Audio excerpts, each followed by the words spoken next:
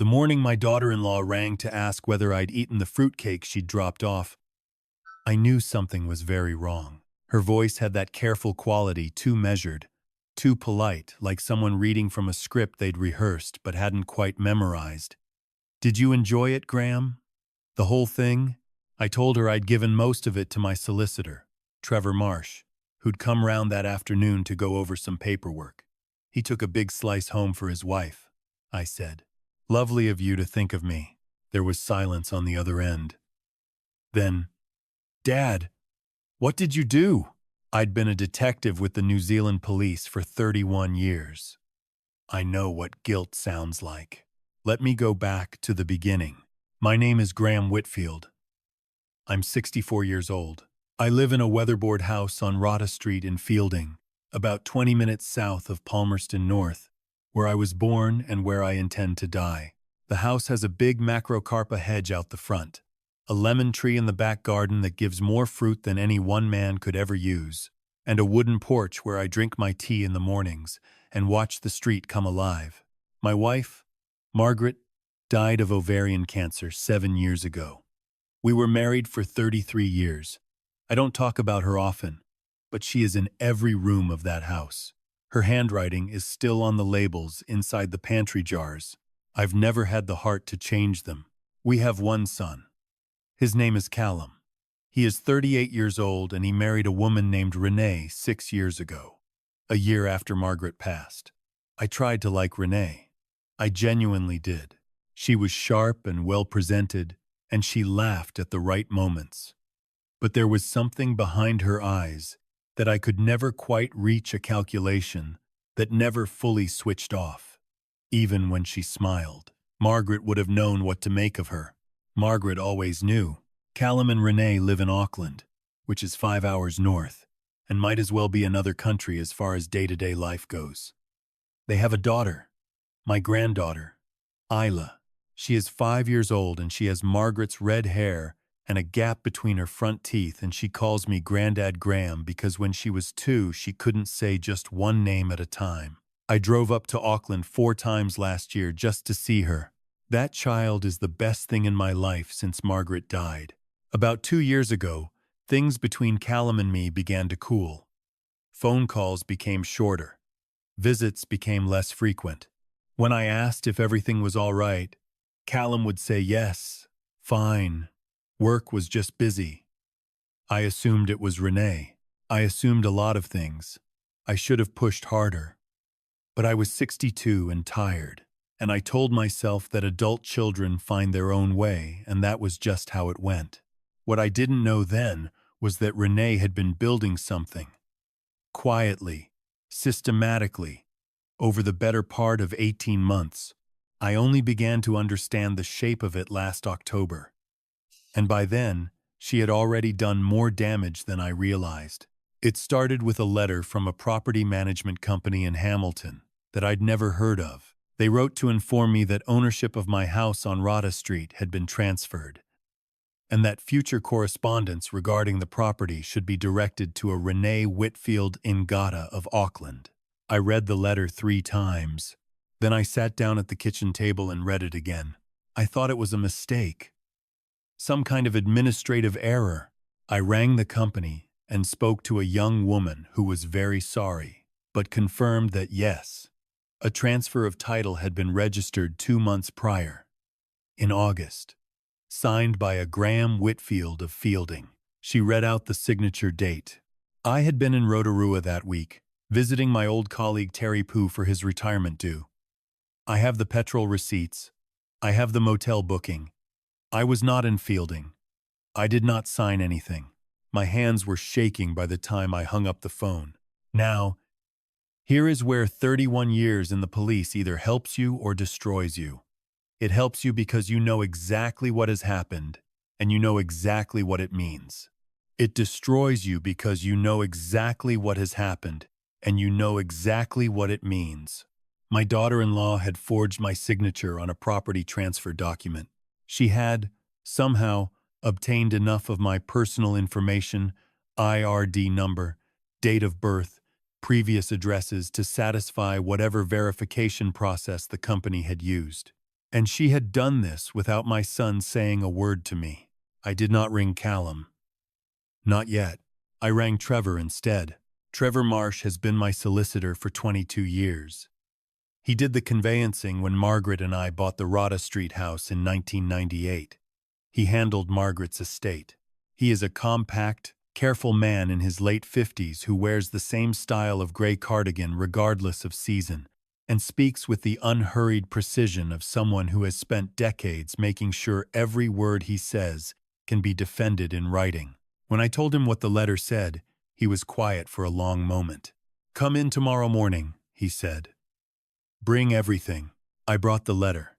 A copy of my original title document, which I kept in a folder in the filing cabinet in the spare room, my passport, and a printed bank statement showing my current address.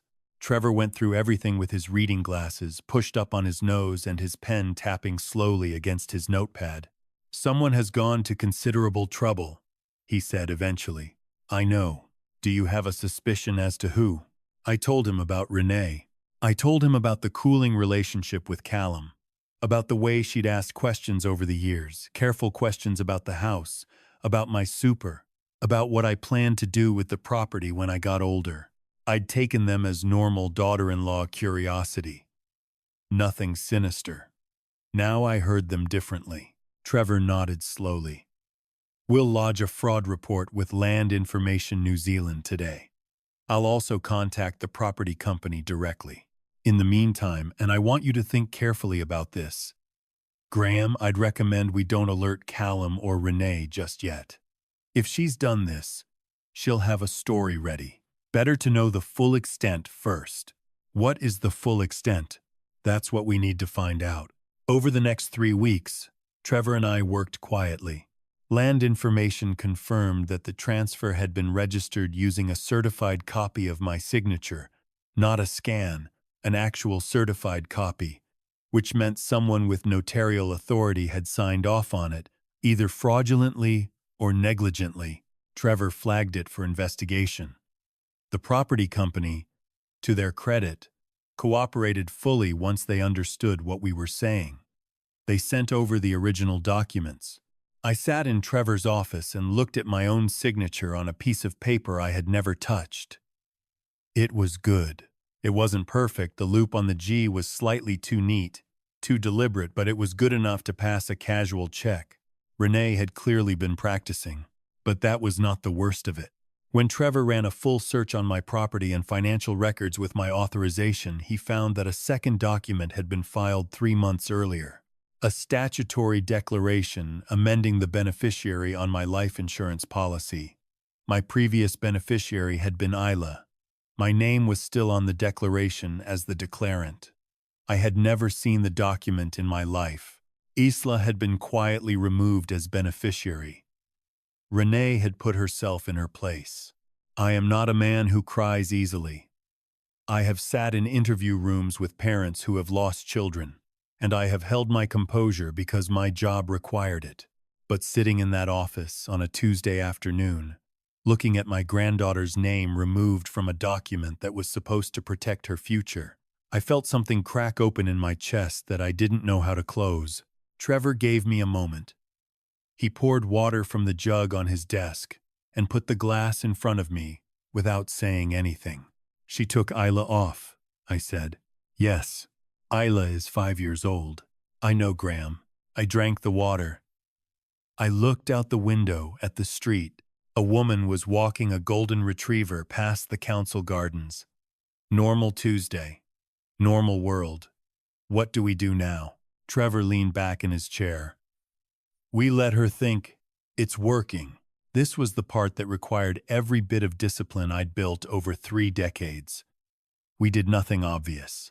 Trevor filed the necessary challenges through the proper channels quietly, without notification to Renee, and in the meantime, I continued behaving as though nothing had changed. I rang Callum on his birthday in November. I sent Isla a card with a pressed flower from the garden. I did not ask about the house. I did not ask about the insurance. I did, however, start paying attention. I set up a basic security camera at my front door. one of those little wireless ones you can get from Bunnings for $40, and I bought a lockbox for the filing cabinet that previously had only had a key lock. I photographed every document in the house and emailed the photos to Trevor. I kept a notebook in the kitchen drawer with dates, times, and anything that seemed out of the ordinary. In December, Renee rang me. She said she and Callum were planning to come down for New Year, and would I be around? I said of course. I'd love to see them. Especially Isla. She said great. She'd also been doing some thinking about my future care and wondered if we could have a chat while they were down. Nothing urgent. Just some thoughts. Her voice had that same careful quality. Measured. Rehearsed.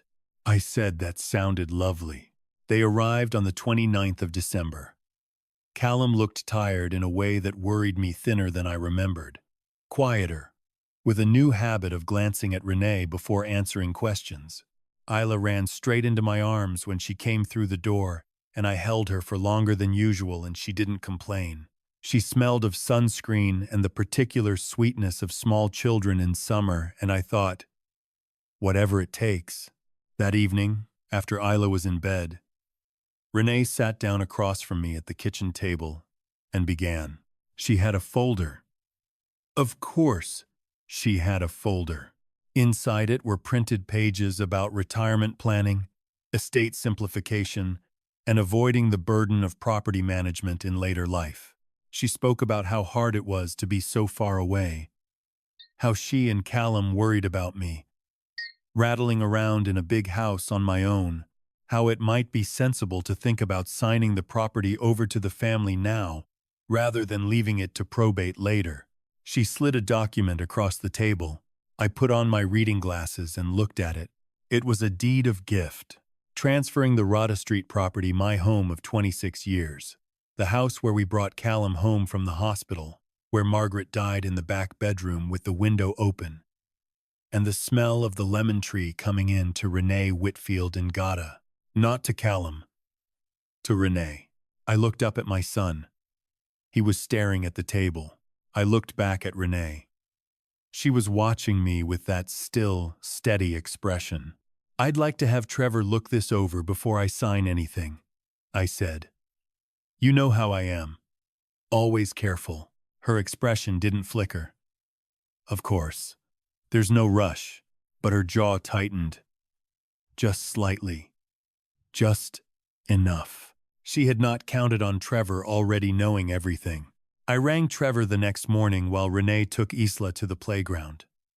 I told him about the deed of gift. She's escalating, he said. I think she knows the other transfer is in trouble. She's trying to get a legitimate document before the fraudulent one is unwound. That would be my read as well. A pause. Graham, I think it's time. My contact at the Serious Fraud Office has been briefed. They're ready to move when you are. And I've been in touch with a colleague in family law. Given Isla's position as removed beneficiary, there may be grounds for a separate action. What do I need to do? Come in on the 2nd of January. Bring the deed of gift document she gave you.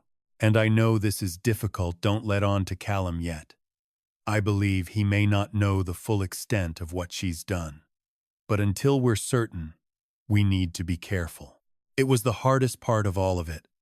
Looking at my son across the dinner table on New Year's Eve, watching him seem smaller than I'd ever seen him, and not being able to say, I know, I understand, we're going to fix this.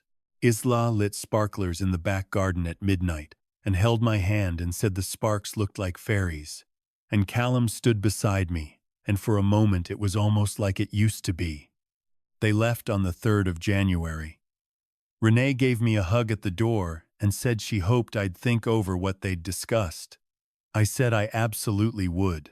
I thanked her for the fruitcake she'd pressed into my hands, as she left, homemade, she said, from a recipe she'd been working on. She watched my face carefully as she said it. I thanked her and closed the door. I stood in the hallway for a long moment. Then I rang Trevor. She's given me a fruitcake, I said. A long silence. Don't eat it. I didn't eat it. I know this might sound dramatic, And perhaps it was. Perhaps it was just a fruitcake. But I had spent 31 years learning to trust the feeling that sits quietly in the base of your throat when something is not right, and that feeling was very present. I put the cake in a sealed container and labeled it with the date and left it on the bench. When Trevor came round 2 days later to collect the deed of gift document, I showed it to him. He looked at it for a moment. "Do you want to know? Or would you rather not?" "I want to know." He took it with him. I did not hear back for 4 days. When Trevor rang, his voice had a quality I'd only heard from him once before, after he'd called to tell me that Margaret's estate had been contested by a distant relative, and he'd had to spend 3 months fighting them off. A controlled fury. "Graham," he said. The fruitcake contained a significant quantity of a compound called tutin. I sat down. Tutin. Tutin is a toxin found in tutu, a native New Zealand plant. It contaminates honey occasionally. When bees collect nectar from the plant, you read about it sometimes. Small outbreaks in rural areas. In sufficient quantity, it causes convulsions, delirium, and can be fatal, particularly in elderly people or those with existing health conditions. I am 64. I had a minor cardiac event 2 years ago. I take blood pressure medication. She had known all of this. "How much?" I asked. "Enough," Trevor said carefully, "that had you eaten the whole cake, the outcome would likely have been very serious, possibly fatal." The room went very quiet. I had given most of the cake to Trevor because he'd mentioned his wife liked fruitcake, and I had no intention of eating it anyway. He had not eaten it either. As it turned out, his wife was watching her sugar. The sealed container had sat untouched on his kitchen counter for 3 days before I rang him about it, and he'd had it tested through a contact who did food safety work. I thought about Isla, her red hair, her gap-toothed smile.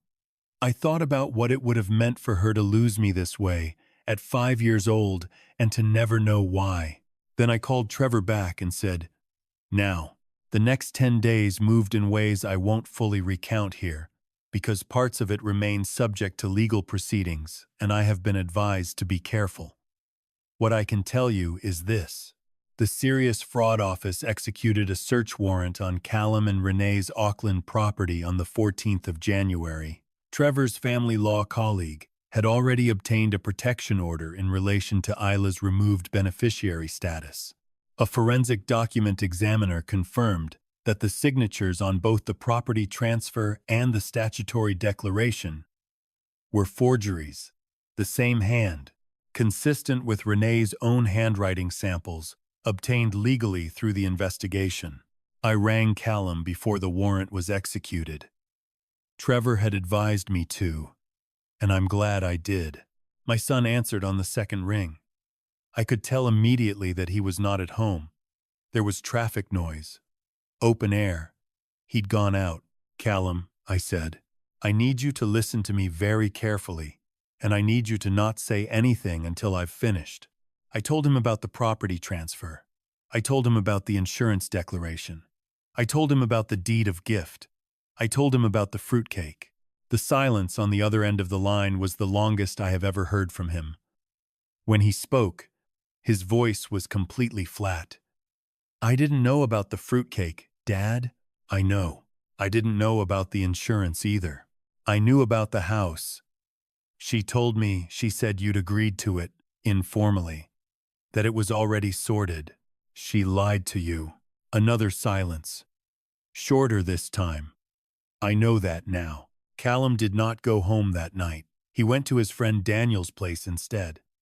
And he rang me again at 10 o'clock and talked for an hour in a way he hadn't talked to me since he was in his 20s and Margaret was still alive. He cried once, briefly, and apologized for it, and I told him there was nothing to apologize for.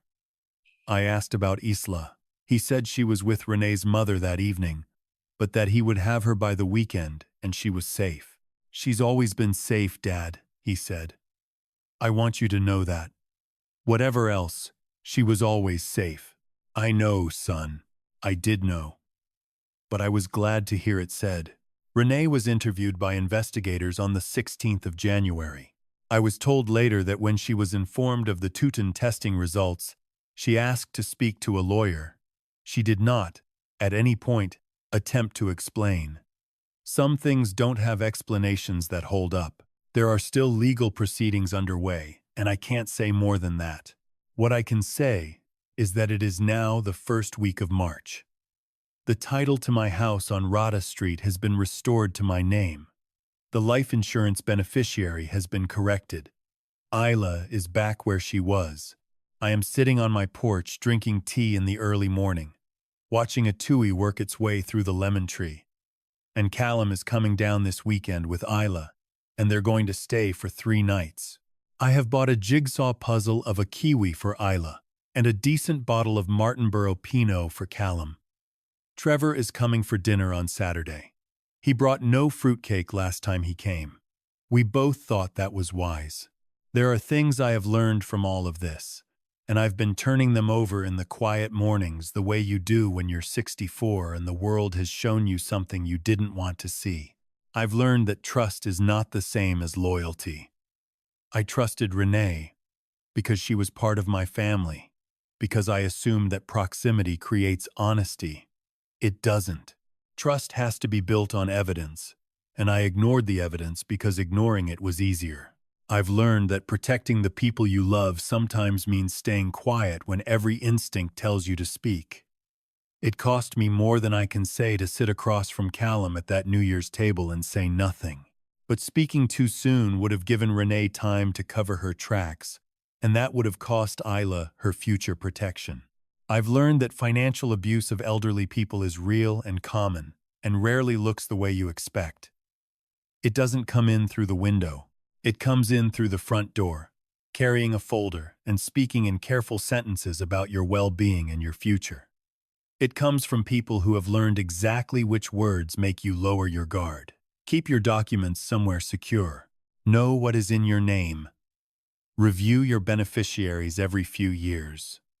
Tell someone you trust exactly where everything is and what it says. And I've learned, or perhaps remembered, that asking for help is not weakness. 31 years as a detective, and the thing that saved me was walking into Trevor's office and saying, "Something is wrong. I couldn't have done this alone. I shouldn't have had to. None of us should." Isla rang me last Tuesday on Callum's phone. She wanted to tell me about a waita she'd found in the garden. She'd named it Gerald. She wanted to know if Gerald might like to come and live in my lemon tree. I told her Gerald was welcome any time. I meant it about the waita. I meant it about all of them.